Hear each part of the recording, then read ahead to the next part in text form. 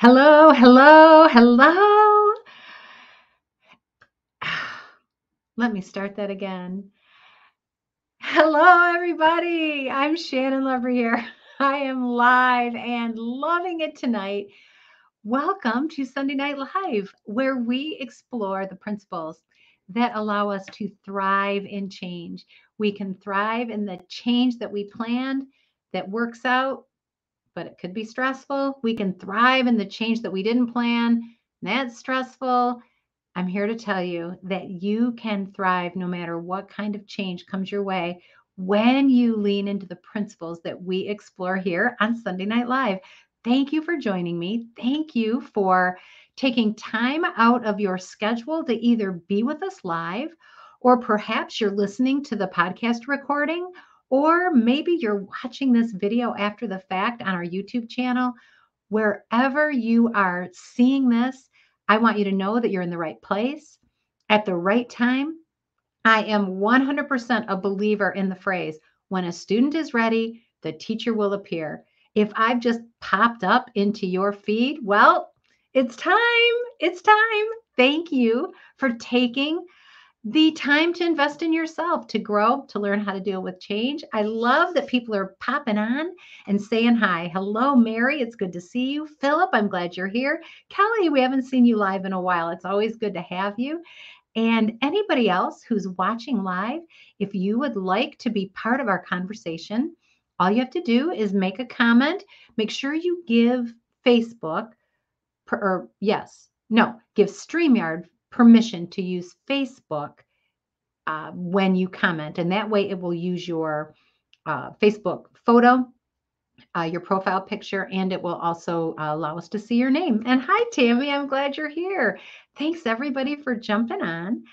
So tonight we are going to be leaning into the Thrive principle, hashtag respect the now.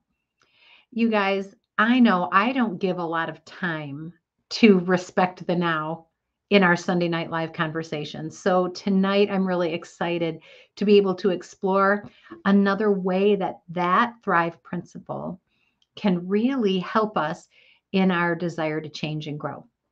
So I'm excited to talk about respect the now. As you may know, respect the now has a few different ways we can apply it. One way we apply it is to be present. When I am with you here on Sunday Night Live, I want to be present here with you. I don't want to be worrying about what I have to do next.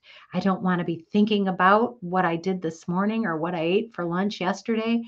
When I'm with you, I want to be present with you. And that's one of the powerful, powerful uses of that Thrive principle, to be present with the person you're with, be present in the moment. Another way we apply it is to say that we have to respect it is what it is.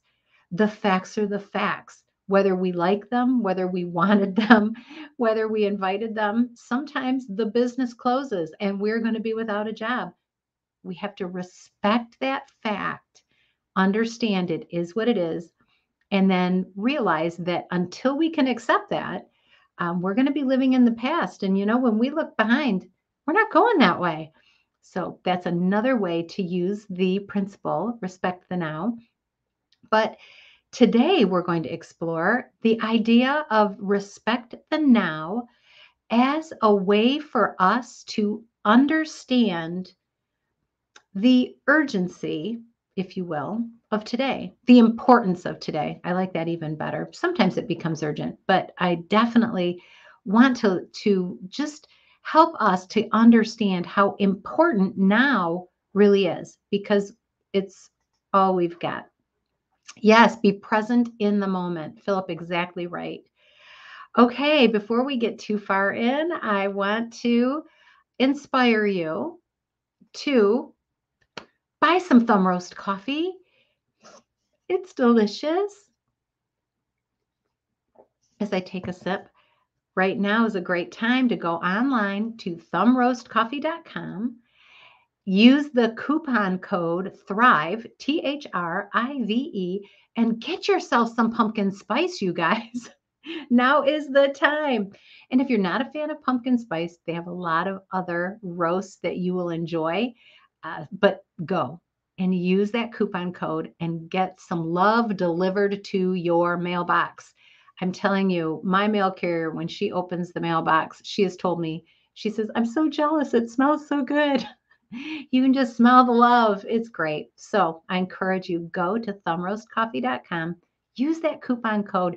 And when you do that, what it says to the owner of Thumb Roast Coffee is, hey, I'm a Sunday Night Live listener. I'm a Sunday Night Live viewer. I listen to Thrive and Change.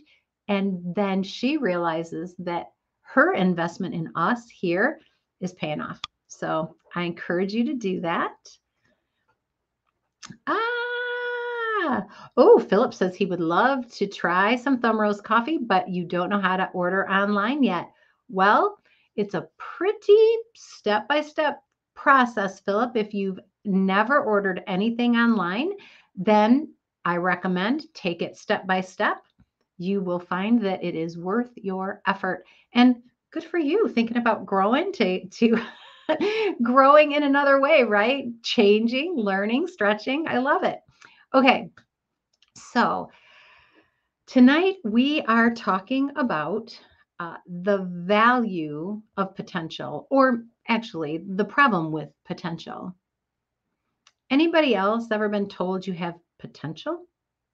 I have. I was told I had potential for all my years growing up, all my years in school. People would see me and say, Shannon has potential. And for some reason, I did not make the connection between having potential and actually realizing potential, having the results of potential show up in my life. I just had potential. But having potential is worthless if we don't use our potential. And I wanted to explore that tonight because each one of you has potential. You have God given potential. Back when my littlest sister was in Sunday school, they had a children's musical called Down by the Creek Bank. And some of you may have attended a presentation of that children's musical. And there was a song that said, I am a promise, I am a possibility, I am a promise with a capital P. I am a great big bundle of potentiality. And it's true. And I loved that song and I loved hearing those children sing it. But here's the thing, potential doesn't last forever. It's no good if we don't do something with it. I don't know if you saw the little advertisement that I put, not an advertisement, just an announcement about what we were going to be talking about on Sunday Night Live tonight. And in that image, in that picture, I put an image of cherries. And I love cherry pie. Anybody else? I love pie. I love fruit. I love cherry pie. And for some reason, the photo I picked really made me uncomfortable. It's a picture of some really pretty cherries, but then some cherries that are going bad. All that potential for pie being wasted, you guys. I don't even want you to go look in my vegetable bin, in my refrigerator. So much potential for delicious, healthy, refreshing, nourishing salad. And it's going bad, you guys. Anybody else? You got produce in your bin and you don't get to it. It had all that potential to nourish us, to feed us, to help us, and it goes to waste because we don't use it. I can see some of you have been in that boat. Potential doesn't last forever. And here's the thing, just having potential isn't enough. I had a ton of potential. And when I look back, I realize that I did not use my potential when I had it. And because I didn't, opportunities went away. I had the potential to be a very influential leader. in an organization. And I didn't know how to do it. I didn't know how to be a good leader. I could get people to listen to me and I could get them to like me, but I couldn't figure out how to take them somewhere. All this potential as a leader, but I didn't take anybody anywhere. And then I figured out the key. The key is to start using our potential. Why is it that we hoard our potential? Like I was saving up all of my potential to be a good leader for what? What was I saving it for? And I'm asking you, what are you saving your potential for? What what would you love to do, but you're just not ready to step out and try it? I'm here to tell you, it's time. It's time. I heard a great story. It was originally told by Mark Twain. He tells the story of a man who spent his whole life looking for the world's greatest general. He was a military man and he really respected that. And he spent his whole life trying to discover who was the world's biggest general. And that man, at the end of his life journey, ends up at the pearly gates with St. Peter. And he says, St. Peter, finally, I need to see the world's greatest general. And St. Peter says, absolutely, my friend. We've been waiting for you. I will point you in the right direction. And they stroll down the streets of gold a little ways. St. Peter points over to a corner and says, right there, there's your guy. He is the world's greatest general. And the military man scoffed and he said, that man is not a general.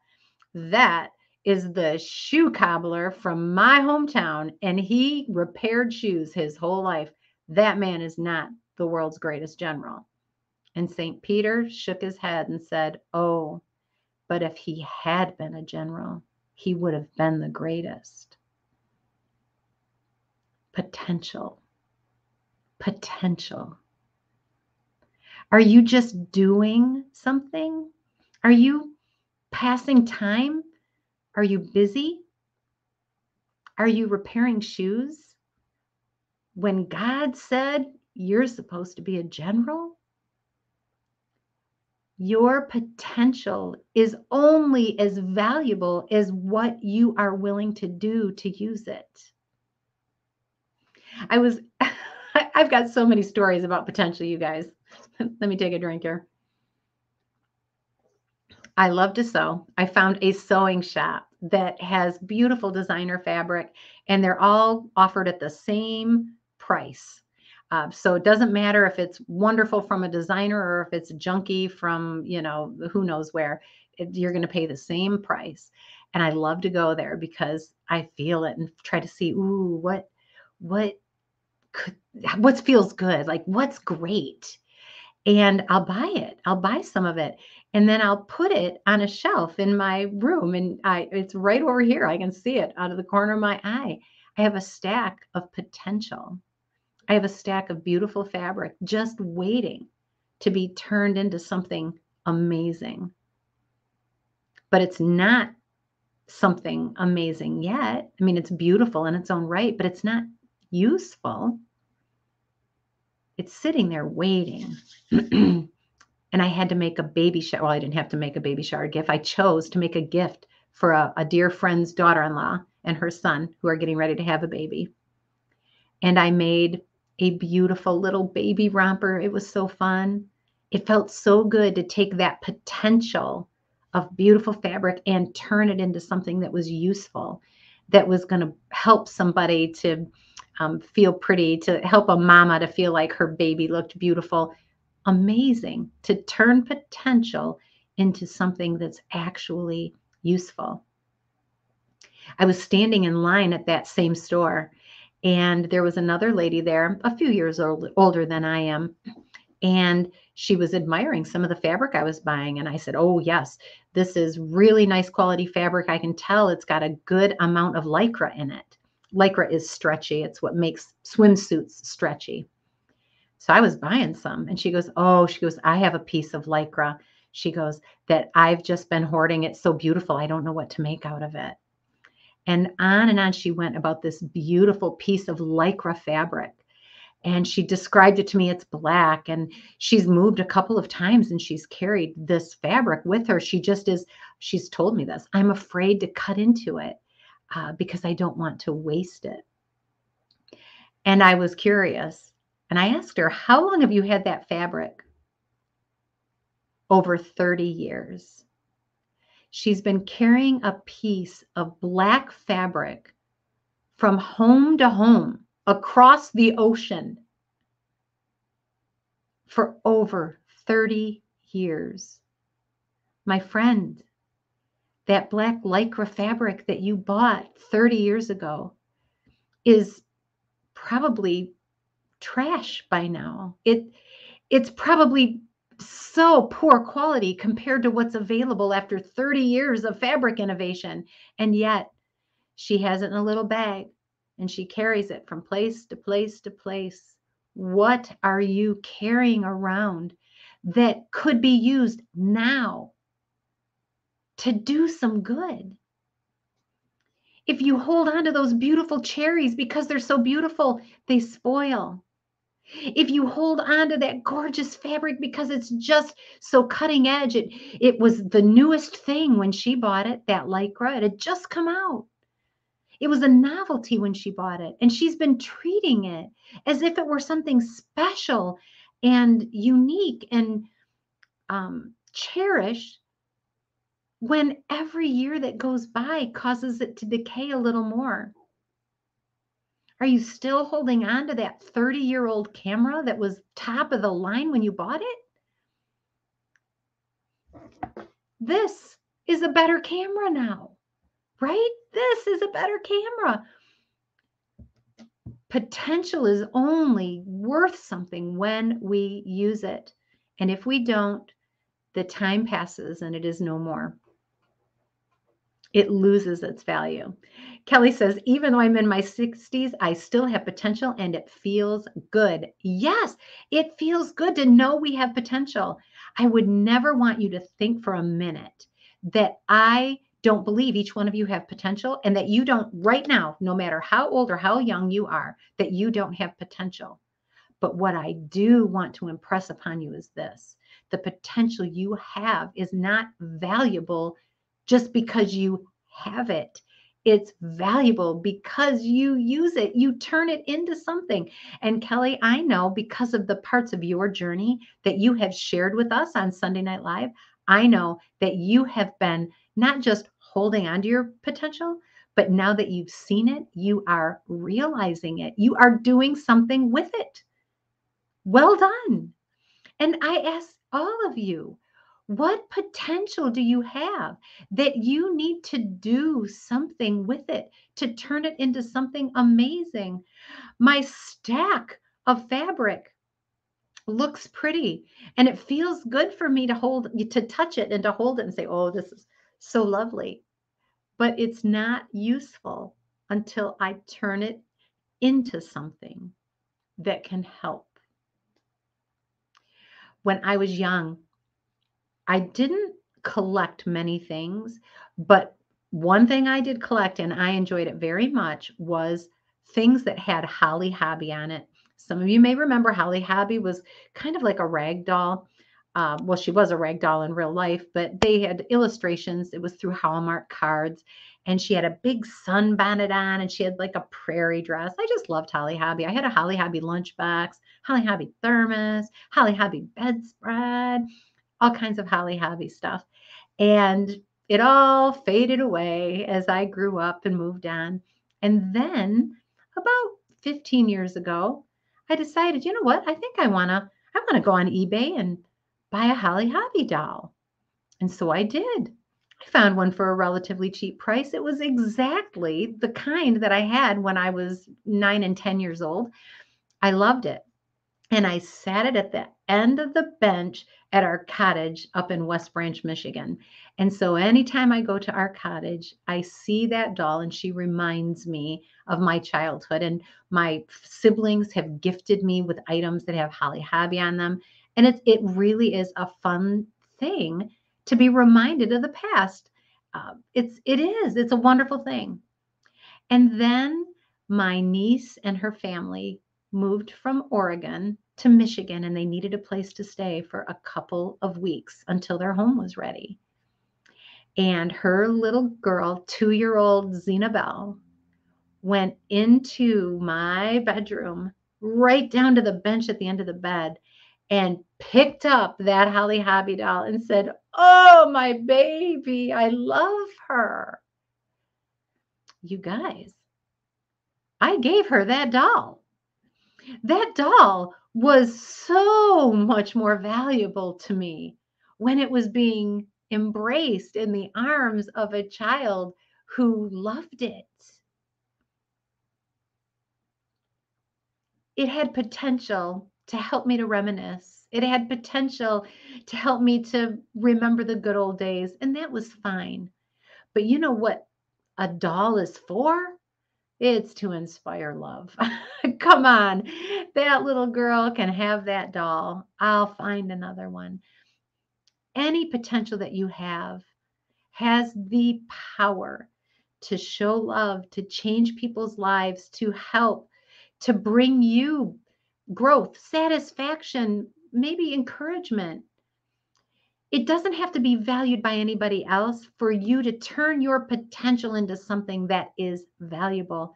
But this is the ingredient that it takes. It takes action.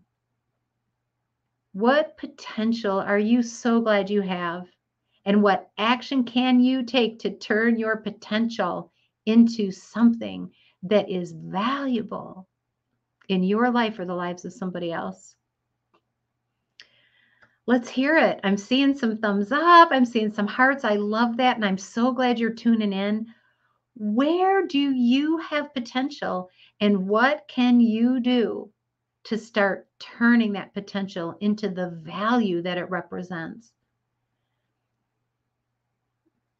I'm reminded of a beautiful song that I learned many, many years ago in church, and I won't sing it. I've sung enough on this one, you guys.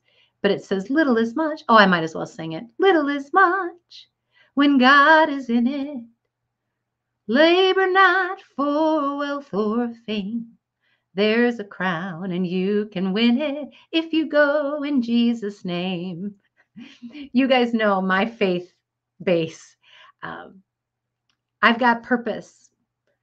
I have potential. And even if it's a small action that I take, God is going to swoop into that action whoosh, and expand it and do something great with it because I'm doing it because of Him and what He's done for me, because I'm a steward of the gifts. I encourage you, if you have gifts, no matter how little they may seem to you, when you take action using that potential, amazing things happen. Philip loves the song. Good. Thank you. And Missy says, what a beautiful reminder.